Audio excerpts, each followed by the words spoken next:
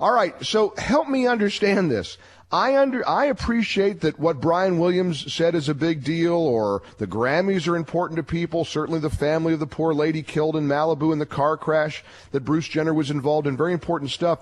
Is it not relevant and significant that it looks like the president met with Muslim leaders who've been associated with terror groups the day before he said we shouldn't get on our high horse about Islamist terrorists? Andy, am I losing my mind? No, Mike, it's highly significant. It's not particularly different from anything he hasn't been doing all along, except that I guess he's now being a bit more brazen about it. But as you point out, it's not one actually, but two members, one, I should say, a former and a current head of the Islamic Society of North America, which was not only listed but proved to be a co-conspirator in the Hamas financing case known as the Holy Land Foundation trial, were among the group of 14 or 15 Muslim leaders who met with the president over the weekend. Here's what Investors Business Daily says, Andy. Let me just inject this before you go on. Among the 14 lucky Muslim luminaries were Imam Mohammed Majid,